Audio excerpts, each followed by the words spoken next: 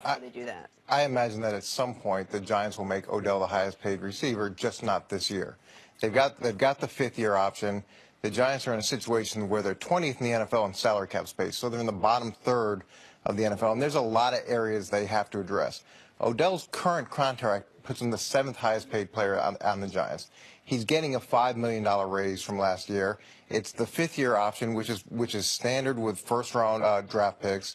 And it's one of those situations where I think they've got to see how he fits with the new head coach, with the new system, coming off the injury. He's still getting a raise. He's still in the top 10 in terms of what he's being paid on his rookie deal. And the Giants have a lot of areas to address. If you don't give Odell Beckham a new deal, then no rookie should ever get one. Then Aaron Donald shouldn't get one. Then nobody should get one. Like, why? Because he has a fifth-year option. Okay, so it's right, part of his contract. I understand, and all first-round picks. There's the fifth-year option available to them, and we have seen time and again, whether it be J.J. Watt, whether it be what is happening with Aaron Donald, whether it be guys that have performed on the level Odell has, they do not go 5 years without getting a new deal. He's played 47 career NFL games.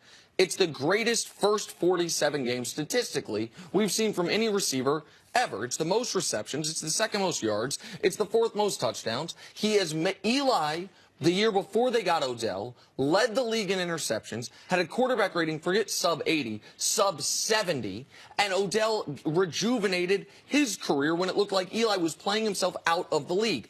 If this guy doesn't deserve a new deal, then nobody does. I mean, I don't know if it's $20 million or $18 million, but obviously, and of course, he has earned the new contract. Yeah, I mean, at some point, as you said, he's going to be the highest paid receiver just because it's all about when you sign, when you're a player at that level. But I'm with Coach. Like, there's no reason for me to give it to him right now. He's coming off injury, and I'm not saying it's an injury that's going to change him as a player, but I am saying you're coming off an injury. You weren't even with us last year. Let's see what you do this year. I assume it'll be great, but there's no need for me to make you the highest paid player in the receiver in the league right now when I still have you signed in the contract, and I can do it next year. Why does that bother you so much? Well, why not just make him wait a year? Aaron Rodgers has 2 years left on his deal. They're about to give him a new deal. Let's not put Beckham as good as he is in Aaron Rodgers' class right now. Okay, because of the position, sure.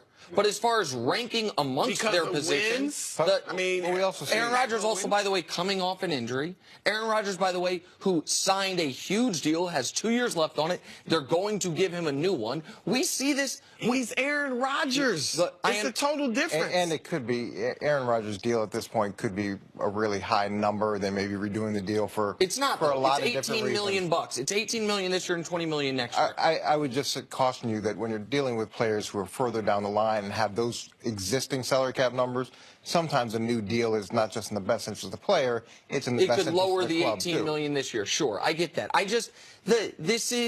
You mentioned he's getting a raise this year. $5 million. Okay, that's because he was, and I understand there's the new rookie salary scale, wildly underpaid the first 4 years of his career, given his production. He's a rookie. Look, for years and years and years, veterans in the NFL complained because rookies were wildly overpaid based off the CBA. They wanted the money to go to players that had proven something. Correct. He is a rookie. He has to prove himself. He's done a great job of doing that. Now, based off of his rookie year, they have a fifth-year option, which was negotiated by the CBA. That's the way it is. He's not a free agent. I understand that, but the new CBA, you're exactly right. It was supposed to take money away from unproven rookies, which is why Odell did not hold out last year. It's why Odell played through his rookie deal without asking for a new deal. In his third year? Hold on. It would have been going into his fourth year, but hold on. The new CBA was supposed to reward these players. He is a proven player. He'll be rewarded after he does it this year. But if he didn't get hurt and he did play last year, would he be more likely to get something this year right now? I might feel differently about it if he played all year. And he didn't. He's coming off an injury, and I think the team's exactly where they were last year, wanting to see him play a little. But we all know that in life it's based off of your leverage. And right now he does not have the leverage. Can he sit out? Yeah, he could potentially sit out. But the way that fifth-year option is set up, if you're 1 through 10, you get the transition tag number. If you're past that, it's an average of number 3 through number 25. It's still a very good number for a rookie deal. It may not be what he wants, but he's not a free agent. Okay, well then I just want to make this clear. If Odell Beckham Jr. has not earned a new deal after 4 years with the Giants, then no rookie can. Then it's not possible. But we see guys get it all the time. The top performers as first-round picks almost never play out their fifth-year option. They almost always, at this point in their career, get a new deal. Now, sometimes it's just tacked on to the back end of the fifth-year option, but it's not like Odell's asking for something unprecedented. We all agree that we see these contracts all the time for the top performers from respective draft classes. Do you see top performers get franchise tagged because they can't come to agreement on a deal? Do you see that? Yes. So should you sit back and say, there is no way that a top performer should ever be franchise tagged because he's a top performer? It's contract negotiation. It's based off of leverage. It's based off of where the team's situation is. It's based off what works for everybody. Why do you think it might not happen? Because it sounds like you're assuming it's not going to happen. No, him getting the contract? Right now. No, he's going to get the contract. No, right now.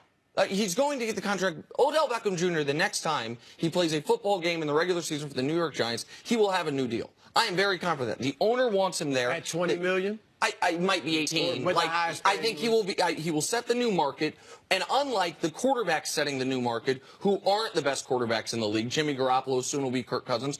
Beckham, he might not be the very best wide receiver in football, but at worst, he's the third best wide receiver in football. He'll set the market. It would be fair for him to be the highest paid receiver.